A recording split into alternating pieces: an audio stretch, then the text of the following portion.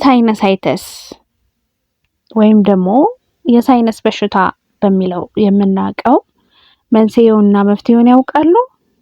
ሰላም ጤና ይስጥልኝ። ሲስተር ቤተልሔም ነኝ።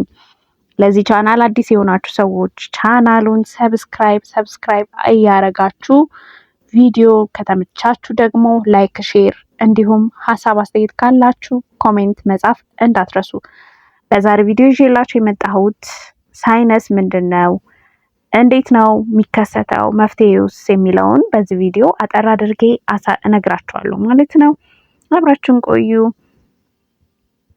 እንግዲህ ሳይነስ ምንለው ነገር ምንድነው? አንድ ሰው ሳይነስ አለብኝ ሲል ምን እያለ ነው? ሳይነስ ምንድን ነው የሚለውን ነገር እናያለን። ሳይነስ የምንለው ነገር ምንድነው? በመጀመሪያ ደረጃ የአፍንጫችን የመተንፈሻ ክፍል ሲያብጥ ወይም ኢንፌክሽን ሲፈጥር ነው እንግዲህ ሳይነሳይተስ የምንለው ማለት ነው። ኖርማሊ ሳይነስ በሽታ አይደለም። ሳይነሳይተስ ሲሆን ወይም ደግሞ ሳይነሳይተስ ስንል ያው የሳይነስ ኢንፌክሽን ኦር ደግሞ ኢንፍላሜሽን ማለት ነው። ሳይነስ አካባቢ ያለው ቦታ ሲያብጥ ማለት ነው። እና ሳይነስ የምንለው ከአፍንጫችን ከፍ ብሎ ያለው ሁለቱ በግራና በቀኝ ያለው ሳይድ ላይ ወደ ላይ ማለት ነው። ሳይነስ የሚባለው ክፍል እሱ ነው ማለት ነው። እሱ ሲያብጥ ወይም ኢንፌክሽን ሲፈጥር ሳይነሳይተስ እንላለን ወይም ሳይነስ አለብኝ እንላለን ማለት ነው። እንዴት ነው የሚከሰተው? ምንድነው መንስኤው የምንለው? አንደኛ ነገር ምንድነው? ሙከስ ነው ወይም ደግሞ ንፍጥ፣ የአፍንጫ ፈሳሽ ደርቆ ሲከማች ማለት ነው። በጣም ሲከማች እዛ ሳይነስ የምንለው ቦታ ላይ በሚከማችበት ሰዓት ህመም ይፈጥራል። በዚህ ጊዜ ኢንፌክሽን ይፈጥራል ማለት ነው። በዚህ ምክንያት ሳይነሳይተስ ሊመጣብን ይችላል። ሌላ ደግሞ ባክቴሪያዎች ሳይነስ አካባቢ ሊያድጉ ይችላሉ። ግሮ ሲያደርጉ በትክክል ድሬን ማድረግ አንችልም።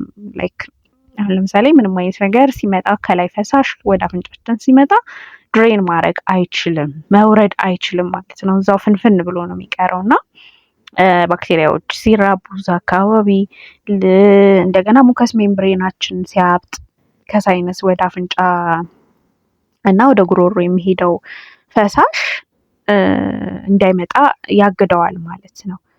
ወይም ደግሞ ወደታችን እንዳይፈስ ያደርገዋል ማለት ነው። ምክንያቱም ሙከስ ሜምብሬናችን አብጧል ማለት ነው። በዚህ ምክንያት እንግዲህ ሳይነሳይተስ ይፈጠራል ወይም ሳይነስ አለብኝ እንላለን ማለት ነው።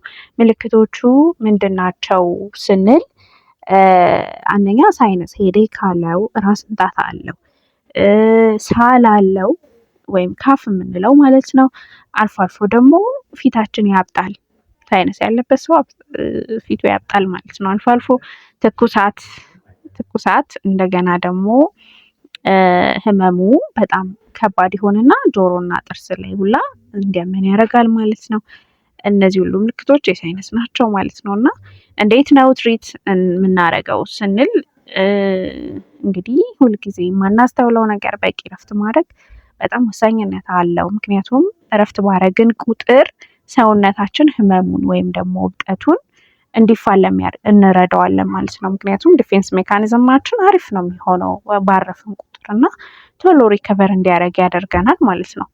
ሁለተኛ ምንድነው? ለብ ያለ ውሃ ኮምፕረስ ማድረግ ፊታችን ላይ፣ አፍንጫ አካባቢ በተለይ አይንና ጉንጮች ላይ ማድረግ በቃ በተሻለ መጠን ቤት ስንሆን ለብ ባለ ውሃ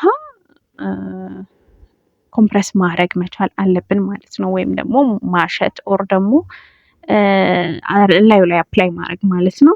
ሶስተኛ ያው ስንተኛ ሁልጊዜ ልምዳችንን ሳይነስ ያለብን ሰዎች ጭንቅላታችንን ከፍ ማድረግ ኤሌቬት ማድረግ አለብን ማለት ነው። ምክንያቱም ኮንዲሽን ይቀንስልናል ማለት ነው። እና ልምድ ማድረግ አለብን ጭንቅላታችንን ከፍ ማድረግ።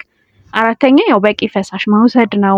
ውሃ፣ ጁስ አሪፍ ነገር ነው ማለት ነው። ለዚህ ለሳይነሳይተስ በሽታ ይሄ መድኃኒት ከመጀመራችን በፊት ሌላም ነገር ከመጀመራችን በፊት እነዚህን ነገሮች ላይ እንደ ልምድ ማድረግ አለብን ማለት ነው። ህመማችንን ካወቅን በኋላ እንዳይባባስብን እነዚህን 4 ምክሮች ማድረግ አለብን፣ አፕላይ ማድረግ አለብን ማለት ነው። እና እንግዲህ እነዚህ ምክሮች ሞክሯቸው።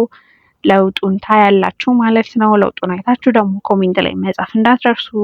የተመቻችሁ ካላችሁ ላይክ አርጉ ቪዲዮውን። ተመሳሳይ ቪዲዮ ይዤላችሁ እመጣለሁ። ለዛሬ ያስኩት ቪዲዮ ይሄን ይመስላል። በተመሳሳይ ቪዲዮ እስከምንገናኝ ድረስ ቸር ሰንብቱ።